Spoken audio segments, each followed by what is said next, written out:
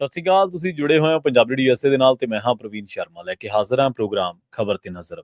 ਖਬਰ ਤੇ ਨਜ਼ਰ ਪ੍ਰੋਗਰਾਮ ਦੇ ਵਿੱਚ ਕਈ ਅਹਿਮ ਤੇ ਕਈ ਖਾਸ ਖਬਰਾਂ ਨੂੰ ਲੈ ਕੇ ਚਰਚਾ ਕਰਨ ਦੇ ਲਈ ਜੁੜ ਚੁੱਕੇ ਨੇ ਪੰਜਾਬ ਤੋਂ ਸੀਨੀਅਰ ਪੱਤਰਕਾਰ ਤੇ ਹਰ ਮਸਲੇ ਉੱਤੇ ਬੜੀ ਤਿੱਖੀ ਅੱਖ ਰੱਖਣ ਵਾਲੇ ਤੇ ਗੰਭੀਰ ਟਿੱਪਣੀ ਕਰਨ ਵਾਲੇ ਪੱਤਰਕਾਰ ਦੀਪਕ ਸ਼ਰਮਾ ਚਨਾਰਥਲ ਜੀ। ਸ਼ਰਮਾ ਸਤਿ ਸ਼੍ਰੀ ਅਕਾਲ, ਸਵਾਗਤ ਹੈ ਜੀ ਪੰਜਾਬੀ USA ਤੇ। ਸਤਿ ਸ਼੍ਰੀ ਅਕਾਲ ਪ੍ਰਵੀਨ ਜੀ, ਸਾਰੇ ਦਰਸ਼ਕਾਂ ਨੂੰ ਸਰੋਤਿਆਂ ਨੂੰ ਪਿਆਰ ਭਰੀ ਸਤਿ ਸ਼੍ਰੀ ਅਕਾਲ। ਸਤਿ ਸ਼੍ਰੀ ਅਕਾਲ ਜੀ। ਪ੍ਰੋਗਰਾਮ ਦੇ ਵਿੱਚ ਅੱਗੇ ਵਧਣ ਤੋਂ ਪਹਿਲਾਂ ਧੰਨਵਾਦ ਕਰਦੇ ਚਲੀਏ ਸਪਾਂਸਰਸ ਦਾ, ਜਿਹੜੇ ਜ਼ਰੀਆ ਬਣਦੇ ਨੇ ਇਹਨਾਂ ਪ੍ਰੋਗਰਾਮਾਂ ਨੂੰ ਤੁਹਾਡੇ ਤੱਕ ਪਹੁੰਚਾਉਣ ਦੇ ਲਈ। ਖਾਲਸਾ ਇੰਸ਼ੋਰੈਂਸ ਏਜੰਸੀ ਵਾਲੇ, ਜਿਨ੍ਹਾਂ ਤੋਂ ਤੁਸੀਂ ਹਰ ਤਰੀਕੇ ਦੀ ਇੰਸ਼ੋਰੈਂਸ ਲੈ ਸਕਦੇ ਹੋ। ਇੰਸ਼ੋਰੈਂਸ ਬਾਰੇ ਪਤਾ ਕਰਨ ਦੇ ਲਈ ਇਹਨਾਂ ਦਾ ਨੰਬਰ ਹੈ 408-272-2500। 1992 ਤੋਂ ਲਗਾਤਾਰ ਇੰਸ਼ੋਰੈਂਸ ਬਿਜ਼ਨਸ ਦੇ ਵਿੱਚ ਸ਼ਾਨਦਾਰ ਸੇਵਾਵਾਂ ਦੇ ਰਹੇ ਨੇ ਤੇ ਅਮਰੀਕਾ ਭਰ ਦੇ ਵਿੱਚ ਇੰਸ਼ੋਰੈਂਸ ਕਰਦੇ ਨੇ। ਓਬਾਮਾ ਕੇਅਰ, ਮੈਡੀਕੇਅਰ ਜਾਂ ਫਿਰ ਕਵਰਡ ਕੈਲੀਫੋਰਨੀਆ ਬਾਬਤ ਪਾਲਿਸੀ ਕਰਵਾਉਣ ਦੇ ਲਈ, ਸਲਾਹ ਲੈਣ ਦੇ ਲਈ ਅੱਜ ਹੀ ਕਾਲ ਕਰੋ 408-272-2500 ਤੇ।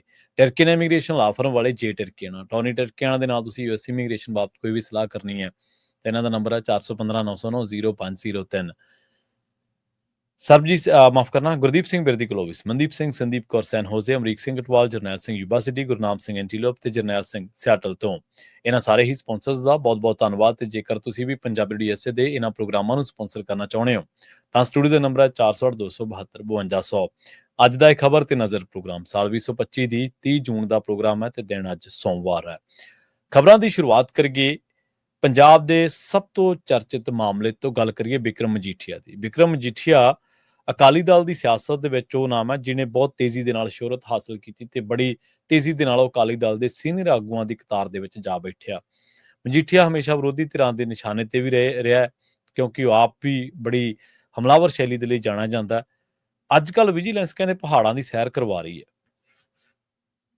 ਬਿਲਕੁਲ ਪ੍ਰਵੀਨ ਜੀ, ਜਦੋਂ ਵਿਜੀਲੈਂਸ ਦੀ ਟੀਮ ਨੇ ਅੰਮ੍ਰਿਤਸਰ ਜਾ ਕੇ ਬਿਕਰਮ ਮਜੀਠੀਆ ਨੂੰ ਗ੍ਰਿਫਤਾਰ ਕੀਤਾ, ਇੱਕ ਰਾਤ ਪਹਿਲਾਂ ਆਪਣੇ ਦਫ਼ਤਰ 'ਚ ਕਟਾਈ ਜੀ ਤੇ ਫਿਰ ਅਗਲੇ ਦਿਨ ਪੇਸ਼ ਕੀਤਾ ਤੇ 12 ਦਿਨਾਂ ਦਾ ਰਿਮਾਂਡ ਮੰਗਿਆ। ਰਿਮਾਂਡ ਮਿਲਿਆ 7 ਦਿਨਾਂ ਦਾ। ਠੀਕ ਹੈ। ਹੁਣ 2 ਜੁਲਾਈ ਨੂੰ ਪੇਸ਼ ਕਰਨਾ ਤੇ ਇੰਨੇ ਦਿਨ ਹੁਣ ਉੱਥੇ ਬਿਠਾਈ ਰੱਖੋ, ਪੁੱਛਗਿੱਛ ਕਰੀ ਜਾਓ, ਕਿੰਨਾ ਕੁ ਕੀ ਕਰਨਾ ਹੁੰਦਾ। ਜਿਉਂ ਕਹਿੰਦੇ ਸਾਨੂੰ ਕੋਲ ਸਾਰੀ ਜਾਣਕਾਰੀ ਹੈਗੀ, ਕਾਗਜ਼ ਹੈਗੇ, ਪੱਤਰ ਹੈਗੇ, ਕੁਝ ਸਾਰਾ ਕੁਝ ਦਰਜ ਹੈ ਜੀ, ਹੈ ਨਾ।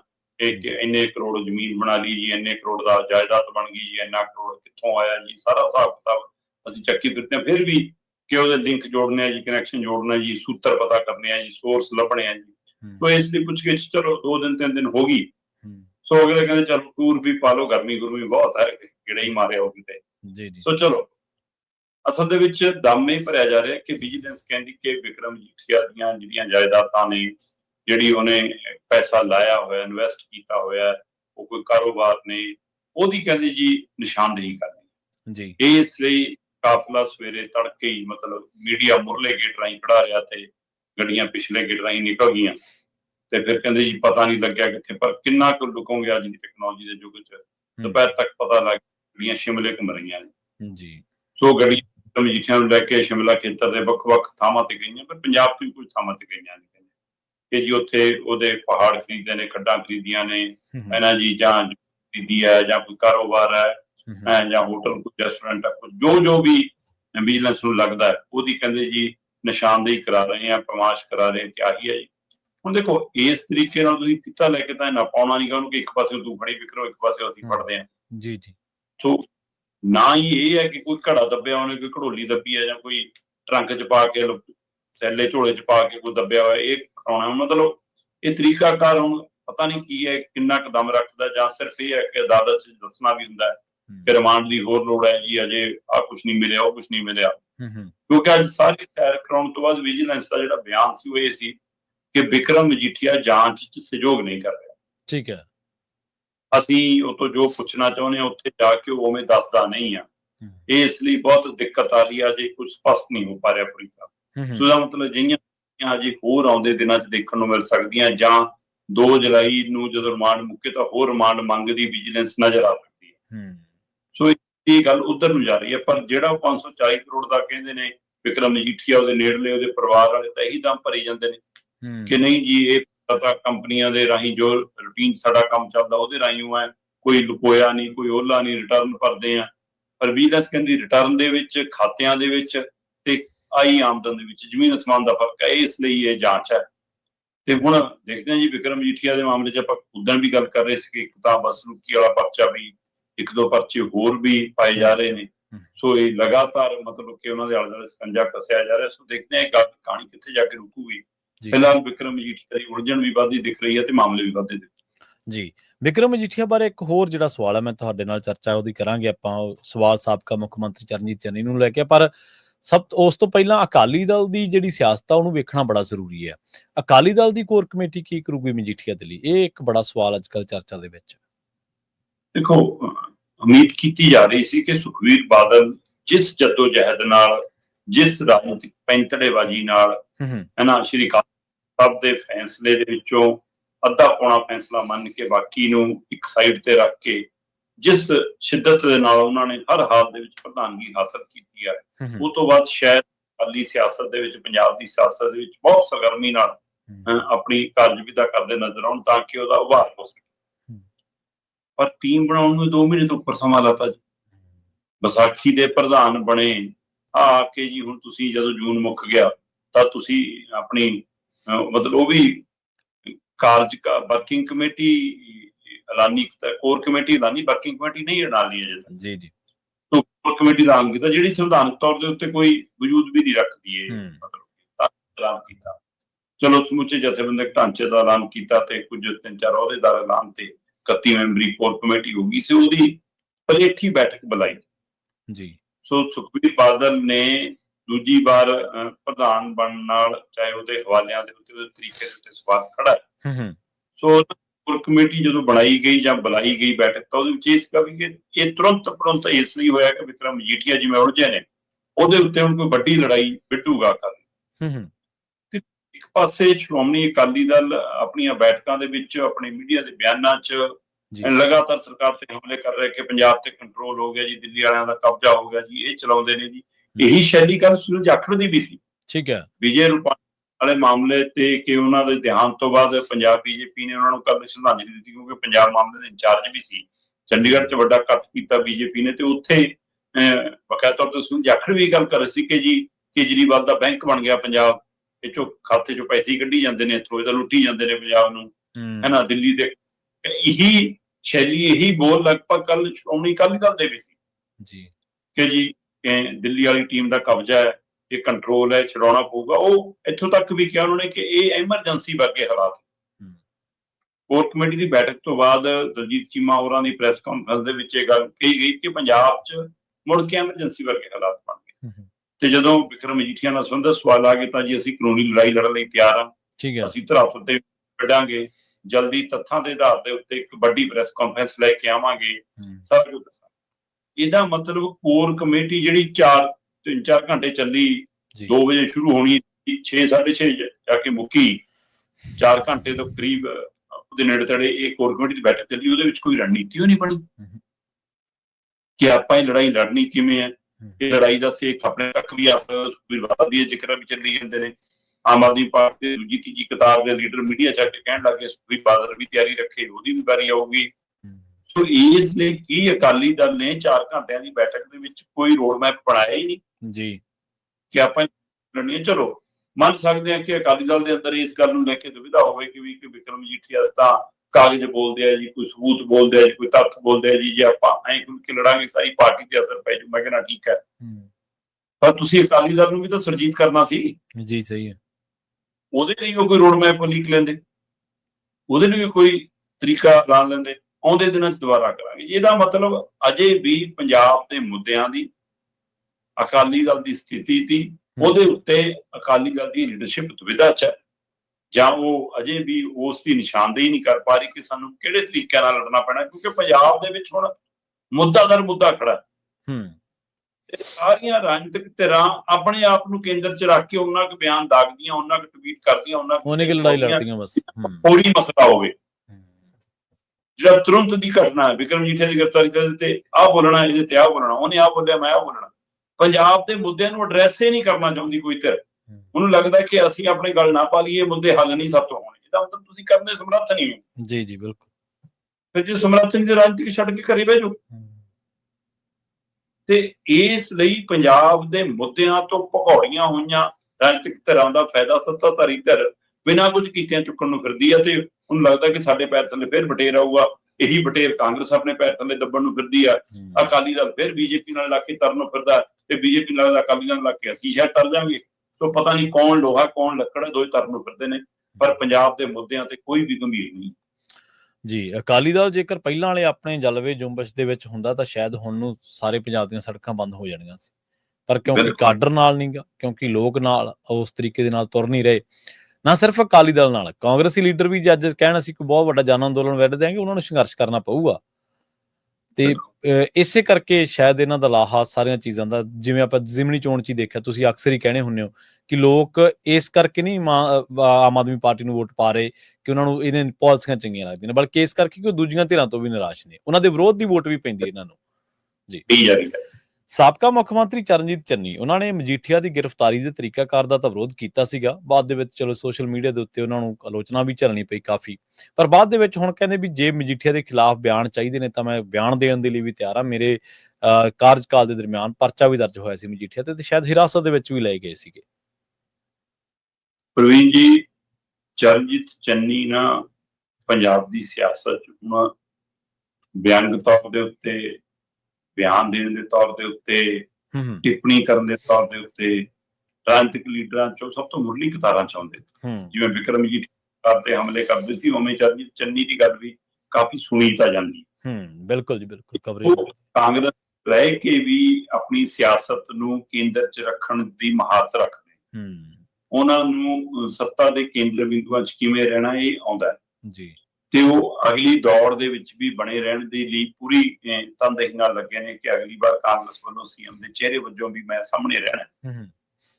ਬਿਕਰਮ ਮਜੀਠੀਆ ਵਾਲੇ ਮਾਮਲੇ ਦੇ ਵਿੱਚ ਜੇ ਉਹਨਾਂ ਨੇ ਬਿਆਨ ਦਿੱਤਾ ਤਾਂ ਉਹਦੇ ਕੋਈ ਮਾਇਨੇ ਹੋਣਗੇ। ਜੇ ਉਹਨਾਂ ਨੇ ਅੱਜ ਇਹ ਕਿ ਵੀ ਮੈਂ ਇਹਦੇ ਖਿਲਾਫ ਬਿਆਨ ਦੇਣ ਲਈ ਤਿਆਰ ਹਾਂ, ਮੇਰੇ ਕੋਲ ਵੀ ਬਹੁਤ ਜਾਣਕਾਰੀ ਹੈ, ਜੇ ਮੇਰੀਆਂ ਸੇਵਾਵਾਂ ਚਾਹੀਦੀਆਂ ਮੈਂ ਵੀ ਆ ਜਾਊਂਗਾ, ਪਰ ਨਾਲ ਉਹ ਸ਼ਰਤ ਵੀ ਲਾ ਰਹੇ ਕਿ ਮਾਮਲਾ ਫਿਰ ਖੋਲੋ ਮੇਰੇ ਵਾਲਾ ਜਦੋਂ ਮੈਂ ਪਾਇਆ ਸੀ, ਜਿਹੜਾ ਮੇਰੇ ਸਾਹਮਣੇ ਮਾਮਲਾ ਦਰਜ ਹੋਇਆ ਸੀ ਉਹ ਕਿੱਥੇ ਹੈ? ਤੁਸੀਂ ਤਾਂ ਮਾਮਲਾ ਜਿਹਦਾ ਜੇ ਉਸ ਡਰੱਗ ਨਾਲ ਜਾਂ ਉਸ ਨਾਲ ਕਨੈਕਸ਼ਨ ਹੀ ਜੁੜਦਾ, ਤਾਂ ਜਦੋਂ ਕਿ ਰਾਜਨੀਤਿਕ ਬਿਆਨਬਾਜ਼ੀ ਸੱਤਾਧਾਰੀ ਧਿਰ ਦੀ ਲਗਾਤਾਰ ਇਹੀ ਚੱਲਦੀ ਹੈ ਕਿ ਲਓ ਜੀ ਇਹ ਪੈਸਾ ਜੀ ਡਰੱਗ ਤੋਂ ਕਮਾਇਆ, ਹੋ ਸਕਦਾ ਕੱਲ ਨੂੰ ਜਾ ਕੇ ਜੋੜ ਵੀ ਲੈਣਗੇ ਕਿਤੇ, ਹੋ ਸਕਦਾ ਜੁੜ ਵੀ ਜਾਵੇ, ਇਹੋ ਜਿਹੀ ਸਾਰੀਆਂ ਧਿਰਾਂ ਸਾਹਮਣੇ ਆ ਰਹੀਆਂ ਬਿਆਨ ਦੇਣ ਲਈ, ਉਹਦੇ ਨਾਲ ਕੋਈ ਗੱਲ ਵੀ ਬਣ ਜਾਵੇ। ਪਰ ਚਰਨਜੀਤ ਚੰਨੀ ਜਿਸ ਤਰ੍ਹਾਂ ਹੁਣ ਸਾਹਮਣੇ ਆਏ ਨੇ, ਉਹਦੇ ਦੋਹਰੇ ਹੱਥ ਲਏ ਜਾ ਰਹੇ। ਤੁਸੀਂ ਦੁਰਸਤ ਫਰਮਾਇਆ ਕਿ ਚਰਨਜੀਤ ਚੰਨੀ ਉਹਨਾਂ ਲੀਡਰਾਂ ਚ ਸੀਗੇ ਜਿਨ੍ਹਾਂ ਨੇ ਬਿਕਰਮ ਮਜੀਠੀਆ ਦੀ ਗ੍ਰਿਫਤਾਰੀ ਦੇ ਉੱਤੇ ਸਵਾਲ ਖੜਾ ਕੀਤਾ ਸੀ ਕਿ ਤਰੀਕਾਕਾਰ ਸਹੀ ਨਹੀਂ, ਤੇ ਚੰਨੀ ਉਹਨਾਂ ਨੇ ਕਿਹਾ ਵੀ ਕਿਹਾ ਸੀ ਉਹਦੇ ਤਰੀਕੇ ਦੇ ਸਵਾਲ ਖੜੇ ਕਰ ਰਹੇ ਹਾਂ, ਅਸੀਂ ਕਿਉਂ ਫੜਿਆ ਇਹਦੇ ਤੇ ਸਵਾਲ ਨਹੀਂ ਗਾ, ਤਰੀਕਾ ਸਹੀ ਨਹੀਂ ਗਾ ਜੀ। ਇਸ ਤਰੀਕਾਕਾਰ ਦੇ ਹਵਾਲੇ ਨਾਲ ਚੰਨੀ ਹੋਰਾਂ ਦੀ, ਜਿਵੇਂ ਆਮ ਆਦਮੀ ਪਾਰਟੀ ਦੇ ਲੀਡਰਾਂ ਨੇ ਮੀਡੀਆ ਚ ਬਿਆਨ ਦੇ ਜੀ ਪਹਿਲਾਂ ਤਾਂ ਕਹਿੰਦੇ ਸੀ ਬੜਿਆਂ ਨੂੰ ਫੜਦੇ ਨੂੰ ਫੜ ਲਏ, ਫਿਰ ਉਸੇ ਦੇ ਵਿੱਚ ਚਰਨਜੀਤ ਚੰਨੀ ਨੇ ਇਹ ਵੀ ਕਿਹਾ ਸੀਗਾ ਕਿ ਵੀ ਮੇਰੀ ਤੇ ਪ੍ਰਗਟ ਦੀ ਫਾਈਲ ਵੀ ਤਿਆਰ ਹੈ। ਆਪਾਂ ਪ੍ਰਗਟ ਦਾ ਜ਼ਿਕਰ 2 ਦਿਨ ਪਹਿਲਾਂ ਕਰ ਚੁੱਕੇ ਸੀ, ਬਾਅਦ ਚੰਨੀ ਹੋਰੀ ਸਾਹਮਣੇ ਆਏ ਕਿ ਮੇਰੀ ਤੇ ਪ੍ਰਗਟ ਫਾਈਲ ਵੀ ਤਿਆਰ ਹੈ। ਹੁਣ ਕੀ ਇਸ ਪੈਂਤੜੇਬਾਜ਼ੀ ਚੋਂ, ਰਾਜਨੀਤਿਕ ਪੈਂਤੜੇਬਾਜ਼ੀ ਚੋਂ ਬਿਆਨ ਚੰਨੀ ਦਾ ਕਿ ਮੈਂ ਵੀ ਗਵਾਹੀ ਦੇਣ ਨੂੰ ਤਿਆਰ ਹਾਂ, ਜਿਵੇਂ ਗਵਾਹ ਬਣ ਕੇ ਬਚਣ ਵਾਲਾ ਫਾਰਮੂਲਾ ਹੁੰਦਾ, ਉਹ ਰਾਹ ਕਿ ਵੀ ਜੀ ਮੇਰੀ ਫਾਈਲ ਰਹਿਣ ਦੋ, ਮੈਂ ਇੱਧਰ ਆਉਣ ਲਈ ਤਿਆਰ ਹਾਂ, ਜਾਂ ਉਹ ਸਰਕਾਰ ਨੂੰ ਘੇਰ ਰਹੇ ਨੇ, ਸਿਆਸਤ ਸੱਤਾਧਾਰੀ ਧਿਰ ਦੀ ਸਿਆਸਤ ਨੂੰ ਘੇਰ ਰਹੇ ਨੇ, ਕਿਹਾ ਕੀ ਆ ਲੋਕਾਂ ਨੂੰ ਡਰੱਗ ਵਾਲਾ ਮਸਲਾ ਦਿਖਾ ਰਹੇ ਹੋ ਤੇ ਉਸ ਮਸਲੇ ਤੁਸੀਂ ਆ ਨਹੀਂ ਰਹੇ ਹੋ, ਪਰਚਾ ਤੁਸੀਂ ਪਾਇਆ ਹੋਇਆ, ਉਹਦੇ ਤੁਸੀਂ 4-4 5-5 ਸਿੱਟ ਬਣਾ ਕੇ ਕੋਈ ਚਲਾਨ ਨਹੀਂ ਪੇਸ਼ ਕਰ ਸਕਦੇ, ਉੱਥੇ ਆ ਜਾਓ ਫਿਰ। ਤੋ ਇਸ ਲਈ ਇਹ ਉਹਨਾਂ ਦੀ ਮੌਕੇ ਦੀ ਰਾਜਨੀਤੀ ਦੀ ਜੋ ਚਾਲ ਹੈ, ਉਹੀ ਬਖੂਬੀ ਜਾਣਦੇ ਨੇ ਕਿ ਉਹਨਾਂ ਨੇ ਕਿਹੜੇ ਦਾਅ ਚੋਂ ਖੇਡੀ ਆ, ਪਰ ਉਹ ਚਰਚਾ ਚ ਫੇਰ ਆ ਗਏ। ਵੈਸੇ ਤਾਂ ਲਾਈਨ ਲੰਬੀ ਹੁੰਦੀ ਜਾ ਰਹੀ ਹੈ ਬਿਕਰਮ ਮਜੀਠੀਆ ਖਿਲਾਫ ਗਵਾਹੀ ਦੇਣ ਵਾਲਿਆਂ ਦੀ। ਠੀਕ ਆ, ਪਹਿਲਾਂ ਸਾਬਕਾ ਡੀਜੀਪੀ ਸਿਧਾਰਥ ਚਟੋਪਾਧਿਆਏ, ਫਿਰ ਸਾਬਕਾ ਡਿਪਟੀ ਡਾਇਰੈਕਟਰ ਨਿਰੰਜਨ ਸਿੰਘ, ਹੈ ਨਾ, ਅਕਾਲੀ ਦਲ ਦੇ ਵਿੱਚ ਹੀ ਇਹਨਾਂ ਦੇ ਸਾਥੀ ਰਹੇ ਪੁਰਾਣੇ ਆਪਣਾ ਅਜਨਾਲਾ ਹੋਰਾਂ ਦਾ ਮੁੰਡਾ, ਉਹ ਤਾਂ ਕਹਿੰਦਾ ਜੀ ਮੈਨੂੰ ਮਿਲਾਇਆ ਸੀ ਜਿਹਨਾਂ ਨੇ ਬਿਕਰਮ ਮਜੀਠੀਆ ਡਰੱਗ ਤਸਕਰ ਨਾਲ, ਮੈਨੂੰ ਕਹਿੰਦੇ ਸੀ ਆਪਣੇ ਜਿਗਰੀ ਯਾਰ ਨੇ ਜੀ, ਮੈਂ ਬਾਦਲ ਸਾਹਿਬ ਨੂੰ ਵੀ ਚਿੱਠੀ ਲਿਖੀ ਸੀ, ਮੈਂ ਤਾਂ ਉੱਥੇ ਚਿੱਠੀ ਵਾਲੇ ਬਿਆਨ ਤੇ ਖੜਾ ਜੀ, ਜਦ ਜਾਂਚ ਜਾਂ ਰੁਕੀ ਕਿਉਂ ਰੁਕੀ ਜੀ, ਪਤਾ ਕਰੋ ਜੀ ਕਿ ਸੁਖਬੀਰ ਤੱਕ ਸੇਕ ਜਾਂਦਾ ਸੀ ਜਾਂ ਕੀ ਸੀ ਜੀ। ਇਹ ਚਰਚਾਵਾਂ ਫਿਰ ਉਹਨਾਂ ਨੇ ਖੜੀਆਂ ਕਰਤੀਆਂ। ਹੋਰ ਛੱਡੋ, ਬਿਕਰਮ ਮਜੀਠੀਆ ਹੋਰਾਂ ਦੇ ਨੱਕ ਦਾ ਬਾਲ ਰਿਹਾ, ਉਹਨਾਂ ਦੇ ਨਾਲ ਪੀਏ ਬਣ ਕੇ ਤਨਵੀਰ ਸਿੰਘ ਜਿਹੜਾ ਵਿਚਰਦਾ ਰਿਹਾ, ਉਹ ਬਿਆਨ ਦਰਜ ਆ ਗਿਆ ਜੀ, ਹੈ ਨਾ। ਫਿਰ 2 ਬੰਦੇ ਖੁਦ ਇਹਨਾਂ ਨੇ, ਮਤਲਬ ਕਿ ਬਿੱਟੂ ਔਲਖ ਤੇ ਜਗਜੀਤ ਚਾਹਲ, ਉਹ ਇਹਨਾਂ ਨੇ ਜੀ ਉਹ ਕਹਿੰਦੀ ਜੀ ਉਹਨਾਂ ਦਾ ਕਨੈਕਸ਼ਨ ਡਰੱਗ ਨਾਲ ਜੁੜਦਾ ਜੀ, ਉਹਨਾਂ ਦਾ ਰਿਹਾ ਜੀ, ਇਹ ਰਿਹਾ। ਉਹ ਕਹਿੰਦੇ ਵੀ ਸਾਨੂੰ ਚਾਹੇ ਚੌਂਕ 'ਚ ਕੱਢ ਕੇ ਫਾ ਦੇ ਦਿਓ, ਸਾਡਾ ਕੋਈ ਇਹਦਾ ਸੰਬੰਧ ਨਹੀਂ ਆ, ਅਸੀਂ ਆਪਣੇ ਬਿਆਨ ਦੱਸਦੇ ਆ, ਤੇ ਜੇ ਐਂ ਪੁੱਛਗਿੱਛ ਕਰਨੀ ਉਹ ਕਹਿੰਦੇ ਪੁਲਿਸ ਅਧਿਕਾਰੀ ਜਿਹੜੇ ਹਰਦਿਆਲ ਸਿੰਘ ਨੇ ਮਾਨ, ਉਹਨਾਂ ਨਾਲ ਕਿੱਥੋਂ ਤੱਕ ਕਿਉਂ ਨਹੀਂ ਜਾਂਦੇ। ਇਸ ਲਈ ਬਿਆਨ ਦੇਣ ਵਾਲਿਆਂ ਦੀ ਕਤਾਰ ਵੀ ਲੰਬੀ ਹੋ ਰਹੀ ਹੈ ਜੀ, ਇਹਦੇ ਨਾਲ ਦੀ ਘੇਰਾਬੰਦੀ ਵੀ ਮਜ਼ਬੂਤ ਹੋ ਰਹੀ ਹੈ, ਉਹਨਾਂ ਦੀਆਂ ਮੁਸ਼ਕਲਾਂ ਵੀ ਵੱਧ ਰਹੀਆਂ। ਕੇਸ ਆਪਾਂ ਉਦੋਂ ਗੱਲ ਕਰ ਰਹੇ ਸੀ, ਇੱਕ ਬਦਸਲੂਕੀ ਵਾਲਾ, ਇੱਕ ਮੈਨੂੰ ਪਤਾ ਲੱਗ ਰਿਹਾ ਕੇਸ ਹੋਰ ਪਾਉਣ ਦੀ ਤਿਆਰੀ ਹੋ ਰਹੀ ਹੈ ਜੀ। ਸੋ ਇੱਕ ਦੋ ਥਾਵਾਂ ਤੇ ਹੋ ਸਕਦਾ ਹੋਰ ਅੱਜ ਕੱਲ੍ਹ 'ਚ ਲੈ ਕੇ ਵੀ ਜਾਣ।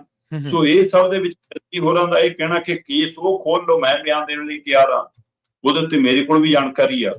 ਸੋ ਮੈਨੂੰ ਲੱਗਦਾ ਕਿ ਉਹ ਇਹਦੇ ਨਾਲ ਸੱਤਾਧਾਰੀ ਧਿਰ ਨੂੰ ਵੀ ਘੇਰ ਰਹੇ ਨੇ ਕਿ ਵੀ ਇਹੋ ਜਿਹੀਆਂ ਗੱਲਾਂ ਦਾ ਸੱਤਾਧਾਰੀ ਧਿਰ ਵਿਜੇ ਸਿੰਗਲਾ ਦੇ ਮਾਮਲੇ 'ਚ ਵੀ ਕਹਿੰਦੀਆਂ ਸੀ, ਹੁਣ ਉੱਥੇ ਕਲੋਜ਼ਰ ਰਿਪੋਰਟ ਦਾਖਲ ਮੁੱਖ ਮੰਤਰੀ ਕਹਿੰਦੇ ਸੀ ਮੇਰੇ ਕੋਲ ਮੰਨ ਗਿਆ, ਉਹਨੂੰ ਮਿਲ ਰਹੀਆਂ ਨੇ। ਤੇ ਇਹ ਵੀ ਤੁਸੀਂ ਰਾਜਨੀਤਿਕ ਸਟੇਜਾਂ ਤੋਂ ਲਗਾਤਾਰ ਕਹਿ ਰਹੇ ਹੋ ਕਿ ਸਾਨੂੰ ਪਤਾ ਇਹਦੀ ਗੱਡੀ ਤਸਕਰ ਬੈਠਦੇ ਸੀ, ਇਹ ਜੀ ਉਹਨਾਂ ਨੂੰ ਘੁਮਾਉਂਦਾ ਸੀ ਜੀ, ਇਹ ਮਾਲ ਸਰਕਾਰੀ ਆਉਂਦਾ ਸੀ ਜੀ, ਤੇ ਜੇ ਇੰਨਾ ਕੁਛ ਪਤਾ ਤੁਸੀਂ ਵੀ ਗਵਾਹ ਬਣ ਜਾਓ ਜੇ ਚੰਨੀ ਬਣਨ ਨੂੰ ਤਿਆਰ ਆ। ਸਹੀ ਹੈ, ਬਿਲਕੁਲ ਤੁਹਾਨੂੰ ਕਹਦਾ। ਇਸ ਲਈ ਮੈਨੂੰ ਲੱਗਦਾ ਚਰਨਜੀਤ ਚੰਨੀ ਨੇ ਇੱਕ ਤਰ੍ਹਾਂ ਨਾਲ ਇੱਕ ਤੀਰ ਨਾਲ ਕਈ ਨਿਸ਼ਾਨੇ ਵਿੰਨ੍ਹੇ ਨੇ, ਉਹ ਕਿੱਥੇ ਕਿੱਥੇ ਵੱਜਦਾ ਇਹ ਆਉਣ ਵਾਲਾ ਸਮਾਂ ਤੈਅ ਕਰੂਗਾ, ਪਰ ਉਹਨਾਂ ਨੇ ਵੀ ਆਪਣਾ ਤੀਰ ਛੱਡ ਦਿੱਤਾ ਜੀ। ਅਗਲੀ ਗੱਲ ਕਰੀਏ ਆਮ ਆਦਮੀ ਪਾਰਟੀ ਦੇ ਉਸ ਵਿਧਾਇਕ ਦੀ, ਸ਼ਰਮਾ ਜੀ, ਜਿਹੜਾ ਵਿਧਾਇਕ ਆਪਣੀ ਸ਼ੈਲੀ ਤੇ ਆਪਣੇ ਬੋਲਾਂ ਕਰਕੇ ਤੇ ਆਪਣੀ ਸਟੇਟਮੈਂਟ ਕਰਕੇ ਆਮ ਆਦਮੀ ਪਾਰਟੀ ਦੇ ਵਿੱਚ ਕੋਈ ਜ਼ਿਆਦਾ ਵੱਡੇ ਅਹੁਦੇ ਨਹੀਂ ਹਾਸਲ ਕਰ ਸਕਿਆ। ਵੈਸੇ ਤਾਂ ਉਹਨਾਂ ਦੇ ਬਾਰੇ ਚਲੋ ਇੱਕ ਥਿਊਰੀ ਚੱਲਦੀ ਵੀ ਹੈ ਵੀ ਉਹਨਾਂ ਦੀਆਂ ਜਿਹੜੀਆਂ ਸਿਆਸੀ ਆਕਾਂਖਿਆਵਾਂ ਨੇ, ਇੱਛਾਵਾਂ ਨੇ, ਉਹ ਬਹੁਤ ਵੱਡੀਆਂ ਨੇ, ਪਰ ਖੈਰ ਉਹਨੂੰ ਲਿਆਂਦਾ ਬਹੁਤ ਧੜੱਲੇ ਦੇ ਨਾਲ ਸੀ। ਉਸ ਵਿਧਾਇਕ ਦਾ ਨਾਂ ਕੁੰਵਰ ਵਿਜੇ ਪ੍ਰਤਾਪ ਸਿੰਘ। ਅਕਾਲੀਆਂ ਦੇ ਵਿਰੁੱਧ ਜਦੋਂ ਉਹ ਜਾਂਚ ਕਰ ਰਹੇ ਸਨ ਤਾਂ ਉਹਨਾਂ ਨੇ ਇੱਕ ਵਾਰੀ ਅਕਾਲੀ ਦਲ ਦੀ ਜਿਹੜੀ ਲੀਡਰਸ਼ਿਪ ਆ ਉਹਨੂੰ ਵਾਹਣੀ ਪਾ ਰੱਖਿਆ ਸੀਗਾ। ਅਕਾਲੀਆਂ ਨੇ ਤਰ੍ਹਾਂ ਦੇ ਇਲਜ਼ਾਮ ਵੀ ਲਾਏ, ਪਰ ਕੁੰਵਰ ਵਿਜੇ ਪ੍ਰਤਾਪ ਸਿੰਘ ਨੂੰ ਲੰਘੇ ਦਿਨੀ 5 ਸਾਲ ਦੇ ਲਈ ਸ਼ਾਇਦ ਬਾਹਰ ਦਾ ਰਸਤਾ ਦਿਖਾ ਦਿੱਤਾ ਗਿਆ, ਪਰ ਉਹਦਾ ਰਾਹ ਮੋਕਲਾ ਹੋਣ ਦੀਆਂ ਵੀ ਚਰਚਾਵਾਂ ਨੇ। ਕੀ ਕੋਈ ਹੋਰ ਸਿਆਸੀ ਫੈਸਲਾ ਲੈ ਸਕਦੇ ਨੇ? ਦੇਖੋ, ਪੈਸੇ ਤਾਂ ਪ੍ਰਵੀਨ ਜੀ ਇਹ ਹੁੰਦਾ ਕਿ ਜਦੋਂ ਬੰਦਾ ਅਜਿਹਾ ਹੋਵੇ ਜਿਹੜਾ ਪਾਰਟੀ 'ਚ ਰਹਿ ਕੇ ਪਾਰਟੀ ਨੂੰ ਘੇਰਦਾ ਹੋਵੇ, ਉਹ ਪਾਰਟੀਆਂ ਨੂੰ ਪਸੰਦ ਨਹੀਂ ਪਸੰਦ। ਬਿਲਕੁਲ। ਔਰ ਮੈਨੂੰ ਲੱਗਦਾ ਕਿ ਆਮ ਆਦਮੀ ਪਾਰਟੀ ਨੇ ਇਹ ਫੈਸਲਾ ਬਹੁਤ ਦੇਰ ਨਾਲ ਲਿਆ ਜੀ, ਬਹੁਤ ਲੈਣਾ ਚਾਹੀਦਾ ਸੀ। ਜਿਵੇਂ ਕੁੰਵਰ ਵਿਜੇ ਪ੍ਰਤਾਪ ਬੇਬਾਕ ਹੋ ਕੇ ਬੋਲਦੇ ਨੇ, ਚਾਹੇ ਉਹ ਵਿਧਾਨ ਸਭਾ 'ਚ ਹੋਵੇ, ਚਾਹੇ ਰਾਜਨੀਤਿਕ ਸਟੇਜ ਤੋਂ ਹੋਵੇ, ਚਾਹੇ ਸੋਸ਼ਲ ਮੀਡੀਆ ਦੇ ਪਲੇਟਫਾਰਮ ਤੇ, ਉਹ ਆਪਣੀ ਹੀ ਪਾਰਟੀ, ਦੂਜੀਆਂ ਪਾਰਟੀਆਂ ਦੇ ਸਾਰੇ ਨਿਸ਼ਾਨੇ ਪਹਿਲ ਲੈਂਦੇ ਨੇ, ਆਪਣਿਆਂ ਨੂੰ ਘੇਰਨਾ ਔਖਾ, ਉਹ ਵੀ ਸਰਕਾਰ 'ਚ ਘੇਰਨਾ ਹੈ ਨਾ, ਤੇ ਉਹ ਵੀ ਉਸ ਸਮੇਂ ਜਦੋਂ 2 ਪੋਸਟਾਂ ਅੱਜ ਕੈਬਨਿਟ 'ਚ ਖਾਲੀ ਪਈਆਂ ਹੋਣ ਤਦ ਘੇਰਨਾ ਜੀ। ਬਿਲਕੁਲ। ਮਤਲਬ ਇਹ ਐਡਾ, ਔਰ ਕੁੰਵਰ ਵਿਜੇ ਪ੍ਰਤਾਪ ਨਾਲ ਮਤਲਬ ਲਗਾਤਾਰ ਕੇਜਰੀਵਾਲ ਸੰਪਰਕ ਵੀ ਸਾਧਦੇ ਰਹੇ ਨੇ, ਔਰ ਸ਼ੁਰੂ 'ਚ ਹਾਈ ਕਮਾਂਡ ਦਾ ਬਚਾਅ ਕਰਦਿਆਂ ਹੋਇਆਂ ਸੱਤਾਧਾਰੀ ਧਿਰ ਦੀ ਪੰਜਾਬ ਦੀ ਟੀਮ ਨੂੰ ਘੇਰਦੇ ਨਜ਼ਰ ਆਉਂਦੇ ਰਹੇ ਨੇ, ਭਗਵੰਤ ਮਾਨ ਤੇ ਉਹਨਾਂ ਦੀ ਟੀਮ ਨੂੰ ਜਾਂ ਉਹਨਾਂ ਦੀ ਪ੍ਰਸ਼ਾਸਨ ਨੂੰ, ਸਿਵਲ ਪ੍ਰਸ਼ਾਸਨ ਨੂੰ। ਉੱਥੇ ਤੱਕ ਉਹਨਾਂ ਨੇ ਥੋੜਾ ਜਿਹਾ ਬਚਾਅ ਵੀ ਰੱਖਿਆ ਕੁਝ ਦੇਰ। ਤੁਹਾਡੀ ਗੱਲ ਦਰੁਸਤ ਹੈ ਕਿ ਇਹ ਮਤਲਬ ਜਦੋਂ ਕੁੰਵਰ ਵਿਜੇ ਪ੍ਰਤਾਪ ਹੋਰੀ ਅਹੁਦਾ ਛੱਡ ਕੇ ਸਿਆਸਤ 'ਚ ਆਉਂਦੇ ਨੇ ਤਦ ਉਹ ਇਹ ਪ੍ਰਗਟਾਉਂਦੇ ਨੇ ਕਿ ਮੈਂ ਕੁਝ ਕਰ ਗੁਜ਼ਰਨਾ ਚਾਹੁੰਦਾ ਪੰਜਾਬ ਨੂੰ, ਖਾਸ ਕਰ ਬੇਅਦਬੀ ਵਾਲੇ ਮਾਮਲਿਆਂ ਦੇ ਵਿੱਚ ਇਨਸਾਫ ਦਿਵਾਉਣ ਦੇ ਲਈ ਮੈਂ ਜਦੋਜਹਿਦ ਕਰ ਰਿਹਾ। ਸੋ ਉਸੇ ਦੇ ਵਿੱਚੋਂ ਇਹਨਾਂ ਨੂੰ ਲਿਆਉਣ ਦੇ ਪਿੱਛੇ ਉਭਾਰ ਦਿੱਤਾ ਗਿਆ ਕਿ ਲਓ ਵੀ ਪੰਜਾਬ ਨੂੰ ਅਜਿਹਾ ਗ੍ਰਹਿ ਮੰਤਰੀ ਮਿਲ ਜਾਣਾ, ਪੁਲਿਸ ਪ੍ਰਸ਼ਾਸਨ ਇਹਦੇ ਕੋਲ ਆਉਣਾ, ਪੰਜਾਬ ਤਾਂ ਬਾਗੋ ਬਾਗ ਆਉਂਦੇ ਹੀ ਇਨਸਾਫ 2 ਮਹੀਨਿਆਂ 'ਚ ਅੰਦਰ ਸਾਰਾ ਕੁਝ ਸਾਰੀ ਕਾਰਵਾਈ ਹੋ ਜਾਣੀ। ਉਹ ਦ੍ਰਿਸ਼ ਵੀ ਘੜਿਆ ਗਿਆ, ਇਹਦਾ ਚਿਹਰਾ ਵਰਤਿਆ ਵੀ ਗਿਆ ਕਿਤੇ ਨਾ ਕਿਤੇ ਪੰਜਾਬ ਦੇ ਵਿੱਚ। ਠੀਕ ਹੈ। ਉਸ ਤੋਂ ਬਾਅਦ ਸਰਕਾਰ ਬਣ ਗਈ ਤੇ ਸਰਕਾਰ ਦੀ ਕੈਬਨਿਟ ਬਣ ਗਈ, ਕੁੰਵਰ ਵਿਜੇ ਪ੍ਰਤਾਪ ਦਾ ਨਾਂ ਹੀ ਨਹੀਂ ਆਇਆ। 2-3 ਵਾਰ ਫਿਰ ਉਸ ਸਮੇਂ ਦੇ ਦੌਰਾਨ ਹੀ ਜਦੋਂ ਮਤਲਬ ਫੇਰ ਬਦਲ ਹੋਏ, ਨਵੇਂ ਬੰਦੇ ਚਿਹਰੇ ਸ਼ਾਮਲ ਕੀਤੇ ਗਏ ਤਾਂ ਕੁੰਵਰ ਵਿਜੇ ਪ੍ਰਤਾਪ। ਸੋ ਇਹ ਪੰਜਾਬ ਦੇ ਦਰਦ ਦੇ ਨਾਲ ਨਾਲ ਉਹ ਆਪਣੀ ਕੁਰਸੀ ਨਾ ਮਿਲਣ ਦਾ ਦਰਦ ਵੀ ਚੁੱਕੀ ਫਿਰਦੇ, ਉਹ ਦਰਦ ਵੀ ਨਾਲ ਹੀ ਜਾ। ਹੁਣ ਇਹ ਨਹੀਂ ਮੈਨੂੰ ਪਤਾ ਕਿ ਦਰਦ ਵੱਧ ਕਿਹੜਾ ਜੀ, ਪਰ ਉਹਨਾਂ ਨੇ ਉਸ ਦਰਦ ਨੂੰ ਦਬਾ ਕੇ ਰੱਖਣ ਦਾ ਮਹਾਰਤ ਹਾਸਲ ਕਰ ਲਈ ਹੈ, ਤੇ ਉਹਨਾਂ ਨੇ ਇਸ ਦਰਦ ਨੂੰ ਬਿਆਨ ਕੀਤਾ ਵੀ ਪੰਜਾਬ ਨਾਲ ਇੱਥੇ ਧੱਕਾ ਹੋ ਰਿਹਾ, ਆਪਦੀ ਕੀ ਹੋ ਰਹੀ ਹੈ ਤੇ ਲੜਾਈ ਲੜ ਰਿਹਾ, ਆ ਚੱਕੋ। ਤੇ ਹੁਣ ਇੱਥੇ ਮਜੀਠੀਆ ਵਾਲੇ ਮਾਮਲੇ ਤੱਕ ਆਉਂਦਿਆਂ ਤਾਂ ਕੇਂਦਰ ਇਹਨਾਂ ਦੀ ਹਾਈ ਕਮਾਂਡ ਨੂੰ ਵੀ ਸਿੱਧੇ ਹੋ ਗਏ। ਸੋ ਜਦੋਂ ਕੇਜਰੀਵਾਲ ਆਏ ਉਹਦੀ ਟੀਮ ਨੂੰ ਵੀ ਸਿੱਧੇ ਹੋਏ, ਫਿਰ ਮੈਨੂੰ ਯਾਦ ਹੈ ਕਿ ਨਹੀਂ ਕਾਰਵਾਈ। ਤੇ ਹੁਣ 5 ਸਾਲ ਲਈ ਪਾਰਟੀ ਚੋਂ ਕੱਢਤਾ, ਅਜਿਹਾ ਬੰਦਾ ਕੋਈ ਫੈਸਲਾ ਕਦੋਂ ਲੈਂਦਾ? ਉਹਨਾਂ ਦੇ ਬੋਲਾਂ ਤੋਂ ਲੱਗਿਆ ਕਿ ਉਹ ਚੋਣ ਤਾਂ ਦੁਬਾਰਾ ਲੜਨਗੇ ਜੀ, ਪਰ ਸਵਾਲ ਇਹ ਕਿ ਲੜਨਗੇ ਕਿਹੜੀ ਧਿਰ ਵੱਲੋਂ? ਅੱਜ ਜਿਹੜੀਆਂ ਧਿਰਾਂ ਕਹਿ ਰਹੀਆਂ ਨੇ ਨਾ, ਅਕਾਲੀ ਦਲ, ਕਾਂਗਰਸ, ਬੀਜੇਪੀ ਜਾਂ ਹੋਰ ਦਲ, ਕਿ ਵੀ ਧੱਕਾ ਹੋ ਰਿਹਾ ਜੀ, ਕੁੰਵਰ ਵਿਜੇ ਪ੍ਰਤਾਪ ਦੀ ਆਵਾਜ਼ ਦਬਾਈ ਜਾ ਰਹੀ ਹੈ ਜੀ, ਇਹਨਾਂ ਚੋਂ ਕੋਈ ਨਹੀਂ ਚਾਹੂਗਾ ਕਿ ਸਾਡੀ ਪਾਰਟੀ ਚ ਆਵੇ, ਕਿਉਂਕਿ ਉਹਨਾਂ ਨੂੰ ਲੱਗਣਾ ਕਿ ਸਾਡੇ ਅੱਗੇ ਵੀ ਤਾਂ ਉਹਨੇ ਐਂ ਬੋਲਣਾ ਫਿਰ। ਸਹੀ ਹੈ। ਤੋ ਇਸ ਲਈ ਆਮ ਆਦਮੀ ਪਾਰਟੀ ਚ ਤਾਂ ਬਿਲਕੁਲ ਡਿਕਟੇਟਰਸ਼ਿਪ ਹੈ ਜੀ। ਜਿਹੀ ਜੀ ਮਤਲਬ ਪਾਬੰਦੀ ਉਹਨਾਂ ਦੇ ਉੱਤੇ ਆਪਣੀ ਪ੍ਰਸ਼ਾਸਨਿਕ ਅਹੁਦੇ ਤੇ ਰਹਿੰਦਿਆਂ ਸੀਗੀ, ਉਹਦੇ ਨਾਲ ਵੱਧ ਪਾਬੰਦੀਆਂ ਤਾਂ ਆਮ ਆਦਮੀ ਪਾਰਟੀ ਦੇ ਵਿੱਚ ਛਿੱਕ ਮਾਰਨ ਤੋਂ ਪਹਿਲਾਂ ਦਿੱਲੀ ਫੋਨ ਕਰਦੇ ਕਿ ਸਰ ਛਿੱਕ ਆ ਰਹੀ ਹੈ, ਮਾਰ ਲਈਏ। ਤੋ ਇਹ ਤਾਂ ਸਥਿਤੀ ਹੈ, ਉਹ ਤਾਂ ਬੋਲ ਨਹੀਂ ਕਰ ਸਕਦੇ, ਬੁੱਲ ਸਿੱਤੇ ਹੋਏ ਨੇ ਜੀ। ਤੇ ਉੱਥੇ ਜੇ ਕੁੰਵਰ ਵਿਜੇ ਪ੍ਰਤਾਪ ਬੋਲਦਾ ਸੀ ਫਿਰ ਉਹਦੇ ਖਿਲਾਫ ਇਹ ਕਾਰਵਾਈ ਹੋਣੀ ਸੀ, ਪਰ ਮੇਰਾ ਖਿਆਲ ਹੈ ਬਹੁਤ ਦੇਰ ਨਾਲ ਹੋਈ ਹੈ। ਬਹੁਤ ਪਹਿਲਾਂ ਕਰ ਲੈਂਦੇ ਤੇ ਉਹ ਕੇਜਰੀਵਾਲ ਦੇ ਲਈ ਤਾਂ ਹਿਤਕਾਰੀ ਚਾਹੇ ਨਾ ਹੁੰਦੀ, ਪਰ ਪੰਜਾਬ ਤੇ ਕੁੰਵਰ ਵਿਜੇ ਪ੍ਰਤਾਪ ਲਈ ਹਿਤਕਾਰੀ। ਮੈਂ ਇਸ 5 ਸਾਲ ਲਈ ਕੁੰਵਰ ਵਿਜੇ ਪ੍ਰਤਾਪ ਨੂੰ ਪਾਰਟੀ ਚੋਂ ਬਾਹਰ ਕੱਢਣ ਨੂੰ ਪੰਜਾਬ ਦੇ ਹਿੱਤ 'ਚ ਦੇਖਦਾ ਕਿ ਹੁਣ ਘੱਟੋ ਘੱਟ ਉਹਨਾਂ ਦੇ ਉੱਤੇ ਮਾੜੀ ਮੋਟੀ ਵੀ ਜਿਹੜੀ ਕੋਈ ਪਾਬੰਦੀ ਦਾਇਰਾ, ਕੋਈ ਰੋਕ ਸ਼ੋਕ ਸੀ, ਹੁਣ ਉਹ ਤੋਂ ਵੀ ਉਹ ਵਿਹਲੇ ਹੋ ਗਏ। ਹੁਣ ਉਹ ਖੁੱਲ ਕੇ ਖੇਡ ਸਕਦੇ ਨੇ, ਹੁਣ ਖੁੱਲ ਕੇ ਬੋਲ ਸਕਦੇ ਨੇ, ਖੁੱਲ ਕੇ ਵਿਚਰ ਸਕਦੇ ਨੇ। ਸੋ ਇਸ ਲਈ ਕੁੰਵਰ ਵਿਜੇ ਪ੍ਰਤਾਪ ਹੁਣ ਕਿਹੜਾ ਰਾਹ ਅਖਤਿਆਰ ਕਰਦੇ ਨੇ ਰਾਜਨੀਤਿਕ ਤੌਰ ਤੇ, ਇਹ ਤਾਂ ਉਹਨਾਂ ਨੂੰ ਪਤਾ, ਪਰ ਪੰਜਾਬ ਦੇ ਮੁੱਦਿਆਂ ਨੂੰ ਮੈਨੂੰ ਲੱਗਦਾ ਹੁਣ ਉਹ ਹੋਰ ਸੰਜੀਦਗੀ ਨਾਲ ਚੁੱਕ ਸਕਣਗੇ, ਉਹਨਾਂ ਦੀ ਆਵਾਜ਼ ਹੋਰ ਬੁਲੰਦ ਹੋਊਗੀ, ਇਹ ਵੀ ਉਮੀਦ ਜੀ। ਕੁੰਵਰ ਵਿਜੇ ਪ੍ਰਤਾਪ ਸਿੰਘ ਉਹ ਸ਼ਖਸ ਨੇ ਜਿਨ੍ਹਾਂ ਨੇ ਕਾਂਗਰਸ ਦੇ ਕੈਪਟਨ ਅਮਰਿੰਦਰ ਸਿੰਘ ਦੀ ਵੀ ਆਲੋਚਨਾ ਕੀਤੀ ਸੀ ਤੇ ਬਾਅਦ ਦੇ ਵਿੱਚ ਕਾਂਗਰਸੀਆਂ ਨੂੰ ਫਿਰ ਉਸ ਮੁੱਖ ਮੰਤਰੀ ਨੂੰ ਲਾਂਭੇ ਕਰਨਾ ਪਿਆ। ਕੁੰਵਰ ਵਿਜੇ ਪ੍ਰਤਾਪ ਸਿੰਘ ਦੇ ਲਾਏ ਦੋਸ਼ਾਂ ਦੇ ਉੱਤੇ ਦਲਜੀਤ ਸਿੰਘ ਚੀਮਾ ਤੇ ਸਿਕੰਦਰ ਸਿੰਘ ਮਲੂਕਾ, ਬਲਵਿੰਦਰ ਸਿੰਘ ਭੂੰਦੜ ਹੋਰਾਂ ਦਾ ਜ਼ੋਰ ਲੱਗਿਆ ਰਹਿੰਦਾ ਸੀ ਅਕਾਲੀ ਦਲ ਨੂੰ ਡਿਫੈਂਡ ਕਰਨ ਦੇ ਲਈ। ਖੈਰ, ਜਾਂਦਿਆਂ ਦੀ ਗੱਲ ਕਰੀਏ ਇੱਕ ਪੰਥਕ ਮਾਮਲੇ ਦੀ, ਗਿਆਨੀ ਰਘਬੀਰ ਸਿੰਘ ਜੀ ਜਿਨ੍ਹਾਂ ਨੇ 2 ਦਸੰਬਰ ਦਾ ਫੈਸਲਾ ਜਦੋਂ ਸੁਣਾਇਆ ਸੀ ਤਾਂ ਉਹਨਾਂ ਦੀ ਕਾਫੀ ਵਾਹ-ਵਾਹ ਹੋਈ ਸੀਗੀ, ਵਾਹ-ਵਾਹ ਹੋਈ ਸੀਗੀ। ਉਹਨਾਂ ਦੀ ਜਿਹੜੀ ਤੁਲਨਾ ਅਕਾਲੀ ਫੂਲਾ ਸਿੰਘ ਜੀ ਦੇ ਨਾਲ ਹੋਣ ਲੱਗੀ ਸੀ, ਪਰ ਪਟੀਸ਼ਨ ਜਦੋਂ ਪਾਈ ਉਹਨਾਂ ਨੇ ਤਾਂ ਉਸ ਨੂੰ ਕਈ ਜਿਹੜੇ ਪਹਿਲੂਆਂ ਤੋਂ ਦੇਖਿਆ ਗਿਆ। ਅਖੀਰ ਉਹਨਾਂ ਨੇ ਪਟੀਸ਼ਨ ਨੂੰ ਵਾਪਸ ਲੈਣ ਦਾ ਫੈਸਲਾ ਲੈ ਲਿਆ। ਮੇਰੇ ਖਿਆਲ ਦੇ ਨਾਲ ਇਹ ਸੁਹਿਰਦੀ ਫੈਸਲਾ ਹੀ ਕਵਾਂਗੇ ਉਹਨਾਂ ਦਾ। ਪ੍ਰਵੀਨ ਜੀ ਬਿਲਕੁਲ, ਗਿਆਨੀ ਰਘਬੀਰ ਸਿੰਘ ਹੋਰੀ ਸ਼੍ਰੀ ਅਕਾਲ ਤਖਤ ਸਾਹਿਬ ਦੇ ਜਥੇਦਾਰ ਰਹੇ, ਉਹਨਾਂ ਦੀ ਅਗਵਾਈ 'ਚ 2 ਦਸੰਬਰ ਦੇ ਫੈਸਲੇ ਆਏ ਔਰ 2 ਦਸੰਬਰ ਤੋਂ ਬਾਅਦ ਉਹਨਾਂ ਦਾ ਦੁਨੀਆ ਭਰ ਦੇ ਵਿੱਚ ਸਿੱਖ ਦਾਇਰਿਆਂ ਦੇ ਵਿੱਚ ਬਹੁਤ ਮਾਣ ਸਤਿਕਾਰ ਹੋਰ ਉੱਚਾ ਸੁੱਚਾ ਹੋਇਆ ਜੀ। ਤੇ ਉਹਨਾਂ ਨੂੰ ਹਟਾਉਣ ਤੋਂ ਬਾਅਦ ਸੰਗਤ 'ਚ ਰੋਸਾ ਵੀ ਪੰਥਿਆ ਕਿ ਤਰੀਕਾਕਾਰ ਸਹੀ ਨਹੀਂ ਸੀ, ਉਹਨੂੰ ਜਿਵੇਂ ਹਟਾਇਆ ਗਿਆ। ਪਰ ਉਹਨਾਂ ਦੇ ਕੋਲ ਸ਼੍ਰੀ ਹਰਿਮੰਦਰ ਸਾਹਿਬ ਦੀ ਹੈੱਡ ਗ੍ਰੰਥੀ ਦੀ ਸੇਵਾ ਹੈ ਤੇ ਉਹ ਰੁਤਬਾ ਵੀ ਬਹੁਤ ਮਾਣਯੋਗ ਰੁਤਬਾ ਹੈ। ਤੇ ਇਸ ਲਈ ਤਖਤ ਸਾਹਿਬਾਨਾਂ ਦੇ ਜਥੇਦਾਰ, ਇਹਨਾਂ ਤਖਤ ਸਾਹਿਬਾਨਾਂ ਦੇ ਹੈੱਡ ਗ੍ਰੰਥੀ ਜਾਂ ਸ਼੍ਰੀ ਹਰਿਮੰਦਰ ਸਾਹਿਬ ਦੇ ਹੈੱਡ ਗ੍ਰੰਥੀ, ਇਹਨਾਂ ਦਾ ਜੋ ਮਾਨ ਸਨਮਾਨ ਹੈ, ਉਮੀਦ ਕੀਤੀ ਜਾਂਦੀ ਹੈ ਕਿ ਇਹਨਾਂ ਰੁਤਬਿਆਂ ਤੇ ਰਹਿੰਦਿਆਂ, ਇਹਨਾਂ ਅਹੁਦਿਆਂ ਤੇ ਰਹਿੰਦਿਆਂ, ਇਸ ਪਦਵੀਆਂ ਤੇ ਸੇਵਾਵਾਂ ਨਿਭਾਉਂਦਿਆਂ ਬੰਦਾ ਫਿਰ ਦੁਨਿਆਵੀ ਅਦਾਲਤਾਂ 'ਚ ਚੱਕਰ ਨਹੀਂ ਕੱਢਦਾ, ਦੁਨਿਆਵੀ ਅਦਾਲਤਾਂ ਦੀਆਂ ਪੌੜੀਆਂ ਨਹੀਂ ਚੜ੍ਹਦਾ। ਪਰ ਗਿਆਨੀ ਰਘਬੀਰ ਸਿੰਘ ਅਦਾਲਤ ਗਏ, ਪੰਜਾਬ ਹਰਿਆਣਾ ਹਾਈ ਕੋਰਟ 'ਚ ਉਹਨਾਂ ਦੀ ਪਟੀਸ਼ਨ ਗਈ ਕਿ ਜੀ ਮੈਨੂੰ SGPC ਹੈੱਡ ਗ੍ਰੰਥੀ ਦੇ ਅਹੁਦੇ ਤੋਂ ਵੀ ਹਟਾ ਸਕਦੀ ਹੈ, ਮੈਨੂੰ ਇਹਨਾਂ ਨੇ ਪਹਿਲਾਂ ਜਬਰੀ ਤਖਤ ਸਾਹਿਬਾਨ ਦੇ ਜਥੇਦਾਰ ਦੇ ਅਹੁਦੇ ਤੋਂ ਹਟਾਇਆ, ਹੁਣ ਇੱਥੋਂ ਵੀ ਹਟਾਉਣ ਦੀ ਕਮਸੂਆਂ ਮਿਲਦੀਆਂ, ਇਸ ਲਈ ਇਹਦੇ 'ਚ ਰੋਕ ਲਈ ਜਾਵੇ।